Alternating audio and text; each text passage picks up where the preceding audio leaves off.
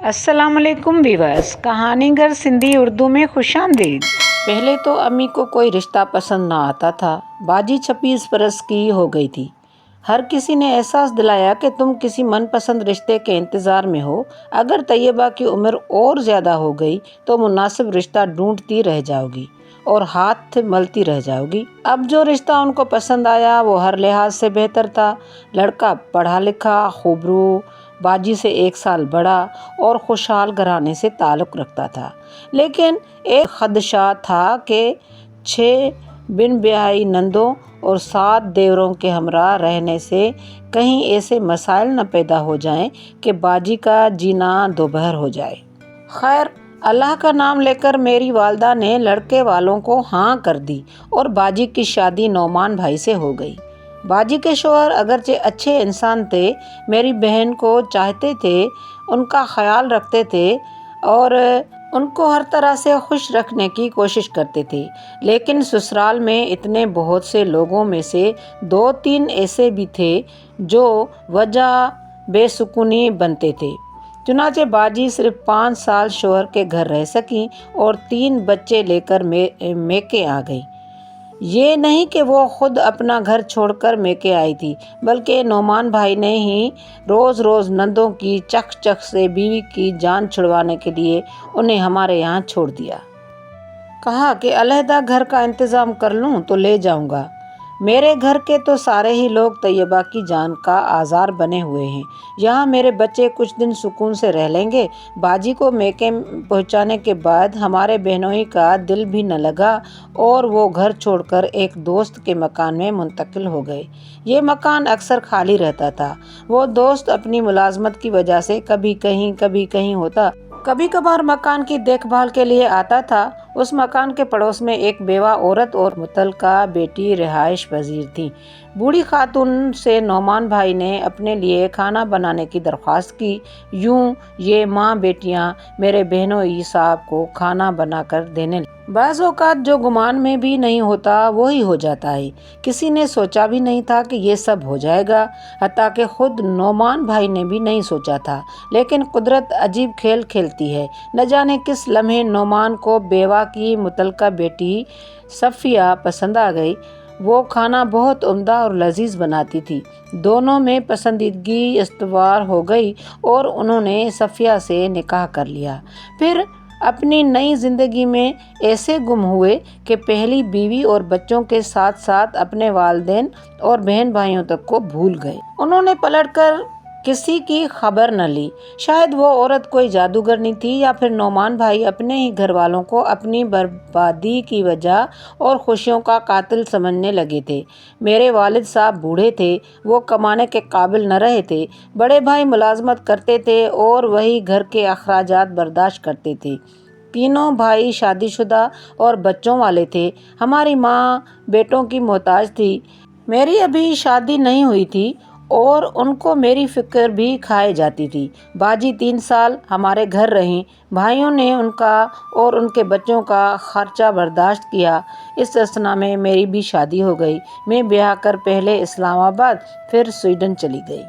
वहाँ सेटल होने के चक्कर में हम अपने मसाइल में उलझ गए। स्वीडन में मेरे मियाँ पढ़ भी रहे थे और हम दोनों नौकरी भी कर रहे थे। हमें फुर्सत न थी कि मेके के हालात की खबर लें।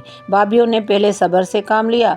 फिर जब उनको यकीन हो गया कि अब ये शादीशुदा नंद तैयबा और उसके तीनों बच्चे हम पर मुस्तकिल बोझ हैं, तो उनके रवैये रोज़ बरोज़ बदलने लगे। वो बाजी को मुलाजमा का दर्जा देने लगी। बात बेबात बाजी और अम्मी को तंग करने लगी और उनके बच्चों की मामूली शरारतों पर भी उन्हें पीटने लगी। अम्मा कुछ कहती तो उन्हें भी बेनत सुना देती। शोहरों के अलग कान खाती, जिसकी वजह से मेरे भाई भी माँ और बहन के खिलाफ हो गए और अम्मी को बाजी की तरफदारी पर कसूरवार समझने लगी। इस सूरत हाल में अम्मी और बाजी को बुखला दिया। حالانکہ باجی ملازمہ کے ساتھ مل کر برابر سے بھائیوں کے سارے کام کرتی تھی، کچن سنبھالتی، کھانا پکاتی، حتیٰ کہ بھائیوں کے کپڑے اور بھابھیوں کے بچوں کے یونیفارم تک استری کر کے رکھتی، لیکن وہ پھر بھی ان سے خوش نہ ہوتی، بلکہ ان کو اور ان کے بچوں کو اپنے در پر پڑا کوڑا سمجھ کر منہ پھیر لیتی۔ باجی کے میکے میں قیام ان کا قصور نہ تھا۔ جب تک والد زندہ رہے، بھائی اور بھابھیاں اندر ہی اندر گھٹتے رہے، منہ سے کچھ ان کے سامنے نہ کہہ سکتے تھے۔ والد کے فوت ہونے کے بعد تو بھائیوں نے امی جان کو گھر کا خرچہ دینا بھی بند کر دیا، کیونکہ وہ اپنی بیٹی اور اس کے بچوں کو پال رہی تھی۔ ہماری ملازمہ سلیمہ کافی پرانی اور نیک دل عورت تھی۔ وہ غریب ضرور تھی، لیکن دل کی غریب نہ تھی۔ وہ باجی کے ساتھ بھابھیوں کا برا سلوک دیکھ کر کڑتی رہتی تھی۔ ایک دن بڑی بھابھی نے صاف صاف میری بہن سے کہہ دیا کہ ہم تمہارا خرچہ نہیں اٹھا سکتے، یا تو بچوں کو ان کی دادی کے حوالے کر دو، خلا لے کر دوسری شادی کر لو، یا پھر جہاں چاہو چلی جاؤ، لیکن ہمارے گھر سے نکل جاؤ۔ دوسری بھابھی بولی، اگر اماں تمہاری حمایتی بنتی ہیں تو انہیں بھی اپنے ساتھ لے جاؤ۔ یہ سب باتیں ملازمہ سلیمہ سن رہی تھی۔ باجی اور امی رو رہی تھیں۔ سلیمہ کو بہت دکھ ہوا۔ اس نے باجی کو چپ کرایا اور تسلی دی۔ باجی نے سلیمہ سے کہا، خالہ تم ہی بتاؤ میں کہاں جاؤں؟ 3 بچوں کا ساتھ ہے، سسرال والے مجھے رکھنے کو تیار نہیں اور شوہر کا کچھ پتہ نہیں۔ تم کسی گھر میں مجھے کام دلوا دو، اگر وہ لوگ رہائش بھی دے دیں اور میرے 3 بچوں کو بھی ساتھ رکھنے دیں تو میں ملازمت کرنے کو تیار ہوں۔ سلیمہ نے آہ بھر کر کہا، بی بی آج کل ویسے لوگ کہاں رہے جو آپ کو بچوں سمیت اپنے گھر میں رکھ لیں۔ باجی بولی، تو پھر تم مجھے اپنے گھر لے چلو، بچے وہاں رہیں گے، میں کہیں ملازمت کر لوں گی۔ سلیمہ ہچکچاتے ہوئے بولی، میں رکھ تو لوں بی بی طیبہ، لیکن ان کے گھر والے کیا گوارا کریں گے؟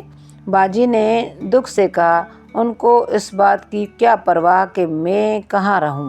بھائی بھی اتنے روکھے ہو گئے ہیں کہ مجھ سے بات تک نہیں کرتے، اور امی کا خرچ بند کر دیا ہے۔ وہ مجھ سے صاف بیزاری کا اظہار کر چکے ہیں۔ ان سب کا یہی مطالبہ ہے کہ میں اپنے بچوں کو سنگ دل نندوں اور ساس کے پاس چھوڑ آؤں۔ تم جانتی ہو وہاں ان بچوں کے ساتھ کیا سلوک ہوگا؟ جب باپ نے ہی چھوڑ دیا تو وہ کیوں رکھیں گے بھلا؟ میں مر جاؤں گی مگر عدالت میں نعمان پر خلا کا دعویٰ نہیں کروں گی، نہ دوسری شادی کروں گی۔ اس سے تو بہتر ہے کہ کہیں چلی جاؤں اور نوکری کر کے اپنے بچوں کا پیٹ پال لوں۔ خالہ تم کچھ دن کے لیے مجھے اپنے گھر رکھ لو۔ سلیمہ بولی، بی بی میں تو رکھ لوں، لیکن میں تو جھگی میں رہتی ہوں۔ باجی بولی، میں بھی تمہارے ساتھ جھگی میں رہ لوں گی۔ سلیمہ نے سمجھایا، میری جھگی اتنی چھوٹی ہے کہ اس میں 2-3 لوگ آڑے ترچھے سوتے ہیں، آپ کیسے رہ لیں گی؟ باجی بولی، اچھا تو یہ بتاؤ جھگی بنانے میں کتنا خرچہ آتا ہے؟ میں تمہاری جھگی کے قریب اپنی جھگی بنا لوں گی۔ سلیمہ حیرت سے پوچھنے لگی، آپ جوان جہان عورت ہیں، بچوں کے ساتھ اکیلی کیسے رہیں گی؟ باجی نے پر اعتماد انداز میں کہا، رہ لوں گی، تمہارا گھرانہ تو ساتھ ہوگا، تمہارا بیٹا اور بہو ہیں، وہی میرا خیال رکھ لیں گے۔ جب باجی کو زاروں زار روتے دیکھا تو سلیمہ خالہ نے انہیں تسلی دی اور کہا کہ ٹھیک ہے، آپ آ جائیں میرے گھر، لیکن آپ کے بھائیوں کو خبر نہ ہو، ورنہ وہ مجھی کو مورد الزام ٹھہرائیں گے۔ اس نے رہنے کی جگہ کا پتہ سمجھا دیا اور کہا کہ آپ خود آ جانا، اگر میرے ساتھ چلیں گی تو آپ کے گھر والے میری گردن پکڑ لیں گے۔ سلیمہ سمجھ رہی تھی کہ یہ محض وقتی فیصلہ ہے، کہاں طیبہ بی بی گھر چھوڑ کر چلی جائیں گی، مگر باجی نے بھی ٹھان لی تھی۔ شام کو بغیر کسی کو بتائے چپکے سے بچوں کو لے کر گھر سے نکل گئیں، سڑک سے رکشہ لیا اور سلیمہ کے دیے ہوئے پتے پر روانہ ہو گئیں۔ رکشہ والا غالباً اسی علاقے کا رہائشی تھا، وہ انہیں صحیح جگہ لے گیا۔ یوں باجی اپنی ملازمہ کی جھگی میں جا ٹھہری۔ سلیمہ خالہ نے سچ کہا تھا، اس کی جھگی میں صرف 3 چارپائیاں سما سکتی تھیں۔ ایک چارپائی کی جگہ خالی تھی جہاں اس کی بہو کھانا پکاتی تھی۔ اس رات ساس اور بہو ایک ہی چارپائی پر سوئیں۔ سلیمہ کا بیٹا بیٹا باہر کہیں سویا، باقی 2 چارپائیوں پر باجی اور ان کے 3 بچوں نے گزر بسر کی۔ ساری رات انہیں مچھروں نے سونے نہ دیا۔ اب باجی کو احساس ہوا کہ واقعی خالہ سلیمہ نے درست کہا تھا۔ اگلی صبح جب وہ کام پر آئی تو امی رو رو کر نڈھال ہو چکی تھیں۔ بھابیاں کہہ رہی تھی کہ کہیں تمہاری بیٹی گھر سے بھاگ گئی ہے، کم از کم تمہیں تو بتا کر چلی جاتی کہ کہاں جا رہی ہیں۔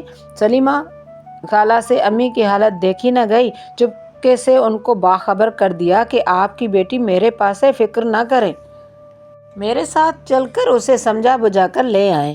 وہ نازوں پلی بھلا کہاں ایک غریب کی جھگی میں رہ سکتی ہے، اور وہ بھی کتنے دن۔ یہ سن کر امی کی جان میں جان آئی اور وہ شام کو خالہ سلیمہ کے ساتھ اس کے گھر چلی گئیں۔ باجی ماں سے لپٹ کر خوب روئیں۔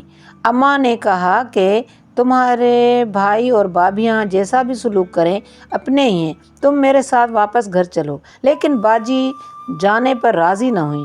انہوں نے ماں سے کہا کہ تم بھی میرے ساتھ رہو، ہم یہاں جھگی ڈال لیتے ہیں، تم بچوں کو سنبھالنا، میں کہیں ملازمت کر لوں گی۔ چنانچہ باجی نے امی کو گھر واپس جانے نہ دیا اور اپنی سونے کی بالیاں خالہ سلیمہ کے بیٹے کو دے کر کہا کہ سامان لے آؤ، میں نے اسی میدان میں آپ لوگوں کے قریب جھگی ڈالنی ہے۔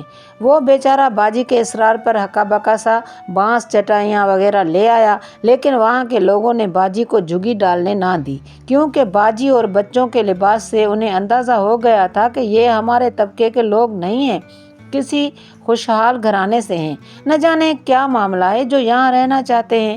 میدان میں ساری جھگیوں کے مرد اکٹھے ہو گئے اور باجی اور امی پریشان حال سامان پر بیٹھی تھی کہ ایک واقف کار شخص نے بچوں کو پہچان لیا۔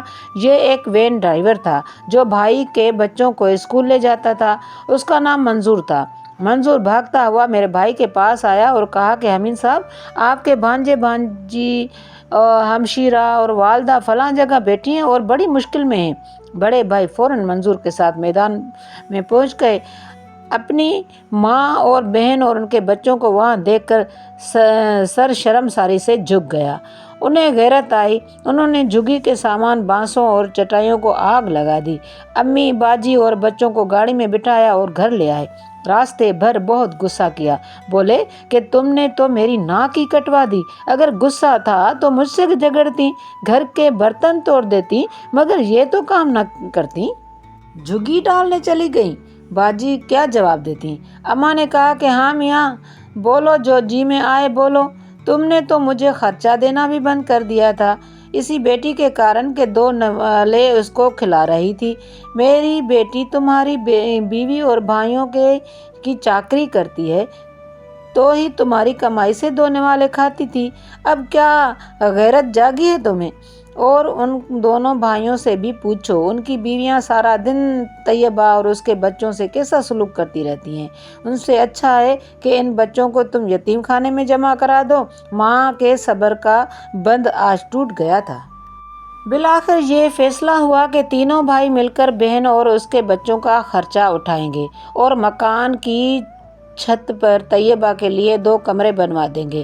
آخر اس جائیداد میں ان کا بھی حصہ تھا، کیونکہ مکان باپ دادا کی وراثت سے ملا تھا۔ یوں باجی کو عافیت نصیب ہوئی، تاہم اسکول سے آ کر ممانیہ ان بچوں کو چین سے بیٹھنے نہ دیتی، خاص طور پر باجی کے بڑے بیٹے احسن کو، جو ان دنوں ابھی صرف 12 برس کا تھا۔ ایک روز وہ بڑی بھابھی کے کمرے کے جالے اتار رہا تھا کہ ان کا ایک قیمتی گلدان ٹوٹ گیا جو وہ جہیز میں لائی تھی۔ بس پھر کیا تھا، انہوں نے وہی چھڑی اٹھا لی جس سے وہ جالے اتار رہا تھا اور خوب احسن کو پیٹا، پھر بولی کہ نکل جا یہاں سے اور دوبارہ مجھے اپنی یہ منحوس صورت مت دکھانا۔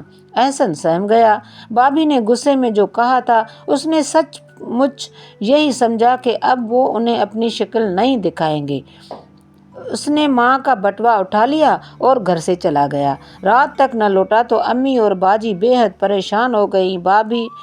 بھائی آئے، احوال پوچھا، وہ بھی تلاش میں نکلے، لیکن لڑکا اس طرح غائب ہو گیا کہ پھر نہ ملا۔ باجی رو رو کر نیم جان ہو گئی تھی۔ احسن اتنا جانتا تھا کہ اس کا باپ لاہور میں رہتا ہے، مگر کہاں یہ معلوم نہ تھا۔ وہ بس میں سوار ہو کر لاہور چلا گیا۔ माँ ने सुन रखा था कि लाहौर के इलाके अछरा में घर लिया है, लेकिन अछरा बहुत बड़ा इलाका था और इतने सारे मकानात थे कि मालूम न हो सका वो किस मकान में रहता है। एहसन वहाँ इधर उधर घूम रहा था कि उसे भूख लग गई। वो एक नान बाई की दुकान पर पहुंचा, रोटी खरीदने को बटुआ निकाला जिसमें उसके बाप और माँ की शादी की तस्वीर लगी हुई थी। वो तस्वीर नान बाई से छुपा ली, रोटी लेकर एक कोने में बैठ गया। शाम हो रही थी। खाना खाने के बाद वो इधर उधर देखने लगा कि कहाँ ठिकाना करे, रात हो जाएगी तो कहाँ सोएगा। तभी उसकी नज़र सामने सड़क पर पार मस्जिद पर पड़ी। वो वहाँ चला गया। मगरिब की नमाज का वक्त हो गया था। वो आखिरी सफ में खड़ा हुआ था। नमाज ख़त्म हुई, नमाजी मस्जिद से निकले, मगर वो मस्जिद के सहन में एक तरफ बैठ गया क्योंकि बहुत थक गया था। दीवार से टेक लगाई तो नींद आ गई और वो वहाँ ही सो गया। इशा की नमाज के वक्त इमाम मस्जिद उधर से गुजरे। उन्होंने एहसन को जगाया और पूछा कि बेटा तुम कौन हो और यहाँ क्यों सो रहे हो? एहसन ने कहा वो साहिवाल से आया है, वालिद यहाँ रहते हैं, उनका घर ढूंढना चाह रहा था। थकान के सबब मस्जिद में नींद आ गई थी। इमाम साहब ने कहा कि इशा की नमाज हो जाए तुम यहाँ ठहरो, मैं बाद में तुमसे बात करूँगा। जब इशा की नमाज ख़त्म हुई और लोग चले गए, इमाम साहब एहसन के पास आए और पूछा कि क्या खाना खाया है? एहसन ने कहा सपर नान बाई से खाया था। इमाम साहब बोले कि अब कहाँ जाकर सोओगे? सोने की कोई जगह नहीं है। फिर बोले कि मेरे साथ मेरे घर चलो, रात वहाँ सो जाओ, सुबह हम तुम्हारे वालिद को तलाश करने की कोई राह निकाल लेंगे। एहसन उनके साथ हो गया। इमाम साहब का घर मस्जिद के पास ही था। वहाँ उनकी बीवी और बच्चे भी थे। एहसन को उनकी बीवी ने खाना दिया और बिस्तर बिछा दिया, कहा कि आराम से सो जाओ।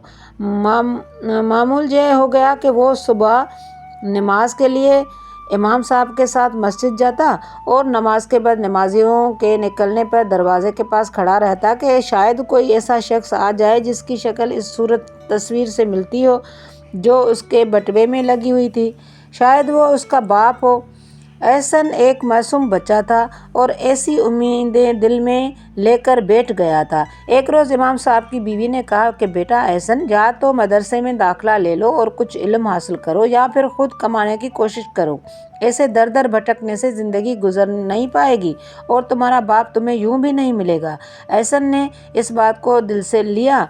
उसके पास माँ के बटवे में कुछ रुपए थे। उसने सोचा कि काम शुरू करे। वो नान बाई के पास गया और पूछा क्या मुझे यहाँ काम मिल सकता है? नान बाई ने कहा कि पहले से 2 लड़के काम करते हैं, तीसरे की ज़रूरत नहीं है। मगर खोखे वाला जो उसके करीब था उसने कहा कि कल ही उसने कहा था कि उसे एक लड़के की ज़रूरत है।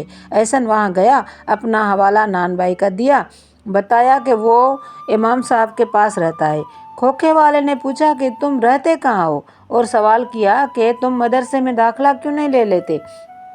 उसे वो अपने वालिद को ढूंढ नहीं पाएगा। एहसन ने अपनी रुईदाद मुख्तसर सुनाई और बटवे में लगी तस्वीर दिखाई। खोखे वाले ने कहा कि मुझे शक है कि इस तस्वीर से मिलती जुलती शक्ल वाला आदमी कभी कभी बच्चों को स्कूल छोड़ने आता है। और मशवरा दिया कि तुम कुछ टाफ़ियाँ, बिस्किट और मूंगफली के पैकेट ले लो और स्कूल की दीवार के पास बैठ जाओ। बच्चे उधर से गुजरते वक्त तुमसे ये चीज़ें खरीद लेंगे। रकम दुगनी हो जाएगी और मुमकिन है तुम्हारा बाप तुम्हें वहाँ पहचान ले। एहसन ने उस पर अमल किया। खोखे वाले ने बेल्ट वाली ट्रे में वो सब चीज़ें सजा कर दी और एहसन ने वो ट्रे गले में लटका कर स्कूल की दीवार के पास एक स्टूल पर बैठ गया। वो स्टूल भी उस खोखे वाले का था जो उसे दे चुका था। एक दिन वालिद अपने बच्चों को स्कूल से लेने आया। जब वो एहसन के पास से गुजरा, एहसन ने उससे टाफ़ियाँ लेने की पेशकश की। वालिद ने टाफ़ियाँ खरीद लीं। एहसन ने बटवा निकाला और एहतियात से 10 का नोट दिया। तब वालिद ने बटवे में लगी तस्वीर देखी और पूछा कि ये तस्वीर किसकी है? एहसन ने कहा क्यों दिखाऊं? मगर वालिद ने जोर दिया कि इस तस्वीर वाले आदमी को मैंने कहीं देखा है। एहसन थोड़ा घबरा गया क्योंकि उस तस्वीर में बाप के साथ माँ की तस्वीर भी थी। वालिद ने कहा कि वो लाहौर में रहता है और उसे अच्छी तरह जानते हैं। एहसन ने बटवा खोला और तस्वीर सामने रख दी। वालिद ने गौर से देखा और पूछा कि क्या तुम एहसन हो और क्या मैं तुम्हारा बाप हूँ? احسن نے اس بات میں سر ہلا دیا۔ والد نے فوراً اسے سینے سے لگا لیا۔ 7 برس بعد بیٹے کی شکل دیکھی تھی اور جب اس کو گلے لگایا تو باپ کا خون جوش مارا۔ وہ دونوں نعمان کے گھر آئے۔ والد نے صفیہ سے کہا کہ بیوی اسے کھانا وغیرہ کھلائے اور وہ بازار سے نئے کپڑے لے کر واپس آئے۔ خبردار جو تم نے اس بارے میں کوئی کوتاہی کی، یہی میرا لخت جگر تمہارے باعث اسی حال میں پہنچائے، نہ جانے دوسروں کا حال اس سے بہتر ہے یا بدتر۔ احسن نے اپنے والد کو وہ تمام مصیبتیں سنائیں جو اس کے ماں اور بہن بھائیوں پر بیتی تھی۔ یہ سن کر وہ رو پڑے اور بولے، سچ ہے، جنہیں باپ چھوڑ دیتے ہیں ان بچوں کی حالت ایسی ہی ہو جاتی ہے۔ 2 دن بعد وہ احسن کو لے کر اپنے بھائی کے گھر پہنچے۔ بھائی تو اسے دیکھنے کا بھی روادار نہ تھا، لیکن میری باجی جیسے زندہ ہو گئی، جیسے ان میں کسی نے نئی جان ڈال دی ہو۔ صلح کے لیے کوئی بھی تیار نہ تھا، لیکن باجی نے کہا، اتنی مدت کے بعد میرا سہاگ لوٹ آیا ہے، میں اس موقع کو ہاتھ سے کیوں جانے دوں؟ نعمان مجھے لینے آئے ہیں، میں ضرور ان کے ساتھ جاؤں گی۔ میرے بچے، ان کا کھویا ہوا باپ واپس مل گیا ہے۔ وہ جھٹ پٹ اپنے شوہر کے ساتھ جانے پر آمادہ ہو گئیں، یہاں تک کہ سوتن کے ساتھ گزارا کرنا بھی گوارا کر لیا۔ لیکن صفیہ جس نے 7 سال بعد اچانک اپنی سوتن کو دیکھا، صدمے سے دیوار سے جا لگی۔ باجی نے اس عورت کو سنبھالا، دلاسا دیا، مگر صفیہ سوتن کا دکھ سہنے والی نہ تھی۔ اس نے یہ دکھ دل پر لے لیا اور اندر ہی اندر گھلنے لگی، یہاں تک کہ بیمار ہو کر چارپائی سے لگ گئی۔ باجی نے اس کی بیماری میں بہت خدمت کی۔ وہ 3 سال تک بستر پر پڑی رہیں، آخر کار اس دنیا سے رخصت ہو گئیں۔ اس کے بیٹے کو بھی باجی نے اپنے بچوں کی طرح پالا، جہاں تک کہ وہ اپنے سوتیلے بہن بھائیوں میں ایسا گل مل گیا کہ اب خود بھی یہی سمجھتا ہے کہ وہ باجی کے بطن سے پیدا ہوا ہے۔ جب لوگ یہ قصہ سنتے ہیں تو حیران رہ جاتے ہیں۔ سچ ہے، صبر کرنے اور امید کا دامن نہ چھوڑنے والوں کے دن اسی طرح بدلتے ہیں کہ کسی کو یقین ہی نہیں آتا۔ آج باجی کے بچے جوان ہیں اور وہ خود آرام و سکون کی زندگی گزار رہے ہیں۔ آپ کو کہانی کیسی لگی؟ اپنا فیڈ بیک ضرور دیجیے گا۔ شکریہ۔